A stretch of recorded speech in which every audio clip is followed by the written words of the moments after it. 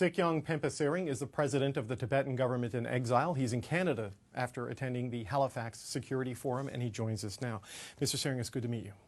Thank you for having me. You've come a long way to attend the Security Forum and to meet with Canadian government officials here in Ottawa. What's the core message you're bringing to the international community you're speaking with? We travel around the world to let people know about what's happening inside Tibet, particularly Chinese policies that are more tightening and that are all aimed at eradication of the Tibetan people's identity inside Tibet, and also to seek support, both political and financial support for the Tibetan cause. The Chinese government has implemented a system of residential schools in Tibet that is quite similar to the history of what was done here in Canada. It's essentially eradicating your language, your history, and your culture. Is that your number one issue you're trying to deal with here? No, of course. Apart from there not being any political space for Tibetans inside Tibet, because too much tightening. That's also the reason why you don't hear about Tibet much these days, because there's no access to Tibet. Only lately they've been allowing some people to come in, but for many years you have no access to Tibet. So politically there's no space, religiously there's no freedom in whatsoever. And residential schools that you yourself in your country practice in the last century, and you are trying to make up for it. But the Chinese government is doing it knowingly inside Tibet. And if this goes on for another few decades, you're going to change the whole generations of Tibetans into Chinese. And that is a very dangerous trend for us, very consequential for the Tibetans to preserve their identity. How widespread is this system of residential schools in Tibet? Has it completely replaced the traditional Tibetan way of learning? What sort of a scale is it on? There have been implementing policies aimed at lessening teaching of Tibetan language and culture, but then over the last few years they have accelerated their efforts in reducing Tibetan classes at all. Now from this year onwards, from Eastern Tibet, they are going to do away with Tibetan classes at all. So everything will be in Chinese. Besides that, for college entrances, now you have to write everything in Chinese. So even if you speak or you learn Tibetan, they make it meaningless. And all official communications are also in Chinese. So that makes it very, very difficult. And you know, with the Chinese system, they implement policy in one place and then they spread it out in the rest of the country. So we are very, very concerned about the trend that that it's taking the Tibetan school system. We are not against education of Tibetan children, not even bilingual education.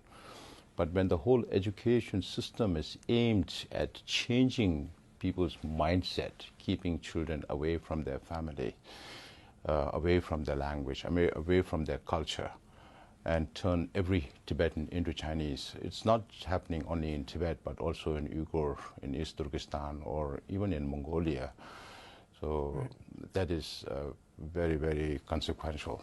There's obviously enormous conversation in the West about the human rights abuses prosecuted in China against religious and ethnic minorities. But you saw last week at the APEC summit the rapprochement between President Biden and President Xi. And I wonder what goes through your mind when you see people trying to find it. It's not embracing China, because obviously there's a challenge there and a national security threat, but trying to find a way to work with China because of its dominance and power on the world stage. Of course, every country would like to work with China, but then again, I think it's very important to understand the motivation of the Chinese government globally. Chinese government is very good in creating bargaining chips. So you feel as if you want something because you are going to re-establish military-to-military communications. But these are bargaining chips that Chinese government creates all the time, and then they back off, making you think that you won over something or that you gain something over China. Our concern is, of course, I travel around the world and I do realize that many of the countries now believe that they cannot make China more powerful than what it already is.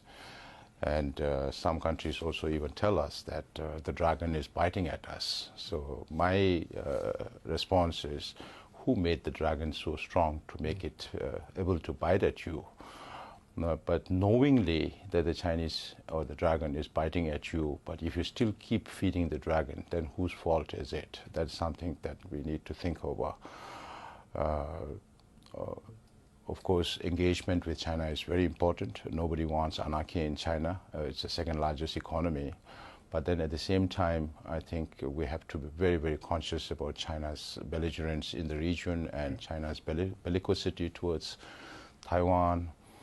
And